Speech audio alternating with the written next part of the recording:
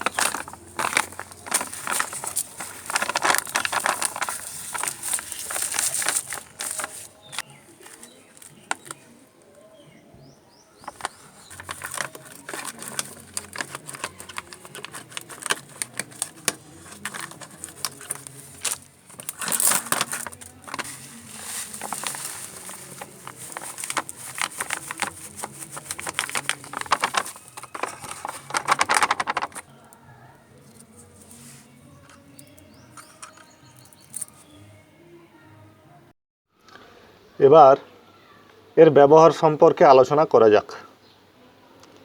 এই ইফকো 0050-এর মধ্যে রয়েছে 50% পটাশ আর 17.5% সালফার।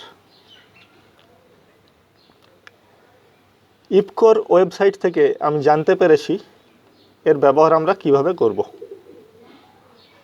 বলা হয়েছে 5 থেকে 10 গ্রাম 1 লিটার জলে গুলে প্রতি 15 দিন পর পর গাছের পাতায় আমরা স্প্রে করতে পারি, অথবা ড্রিপ ইরিগেশনের মাধ্যমেও আমরা মাটিতে প্রয়োগ করতে পারি। যখন গাছে ফুল আসবে তার ঠিক 1 সপ্তাহ আগে একবার স্প্রে করব, আর ফুল থেকে ফলগুলো যখন একটা মটর দানার মতো হয়ে যাবে তখন ফলগুলো ঝরে যাওয়ার প্রবণতা বেশি দেখা যায়, তখন আমরা একবার স্প্রে করব। এতে ফলগুলো ঝরে যাবে না, আর ফুল আসার আগেও যখন আমরা স্প্রে করব তো ফুলের সংখ্যা বৃদ্ধি পাবে আর ফুলগুলো অকালে ঝরে যাবে না। এটা যে কোনো ফুল গাছ, সবজি গাছ এবং অবশ্যই করে ফলের গাছে আমরা স্প্রে করতে পারি। পটাশিয়াম কোষে কোষে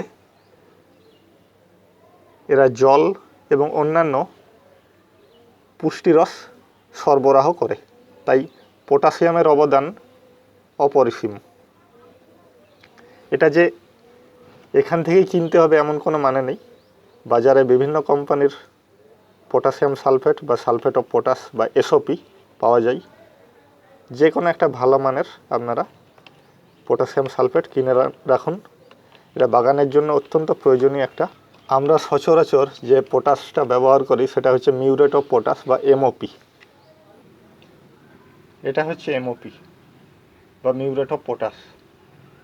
এটা ব্যবহার করা যে খারাপ তা বলবো না, কিন্তু অতিরিক্ত ব্যবহারে গাছের মাটি লবণাক্ত হয়ে যায়। এর মধ্যে প্রচুর পরিমাণে নুন থাকে, যা গাছের পক্ষে খুবই ক্ষতিকর। আর এটা বাজারে অনেক ডুপ্লিকেট পাওয়া যায়, তাই কোনটা আসল কোনটা নকল চেনা খুবই মুশকিল। অনেক ক্ষেত্রে ইউরিয়াকে রং করেও এমওপি হিসাবে ব্যবহার করা হয়। এটা ব্যাভিস্টিন, একটা ফাঙ্গিসাইড বা ছত্রাকনাশক। এই ছত্রাকনাশক গোলাপ গাছের জন্য খুবই একটা ভালো ছত্রাকনাশক। হঠাৎ বৃষ্টি হওয়ার পর যদি আমরা গোলাপ গাছের পাতায় ছত্রাকনাশক স্প্রে না করি, পাতা শুকিয়ে যাওয়ার পর 1-2 দিনের মধ্যেই পাতায় কালো কালো ছোপ ছোপ দাগ দেখা যায়। যদি আমরা সেই মুহূর্তে অর্থাৎ কালো দাগ দেখা যাওয়ার আগে বৃষ্টি হলো, পাতাগুলো শুকিয়ে গেল, তারপরেই যদি আমরা এই ছত্রাকনাশকটা স্প্রে করে দিই গাছের পাতায় 1 গ্রাম 1 লিটার জলে গুলে, তাহলে গোলাপ গাছের পাতায় সেই দাগগুলো আর দেখা যাবে না। ব্যাভিস্টিন একটা সিস্টেমিক ফাঙ্গিসাইড, অর্থাৎ গাছের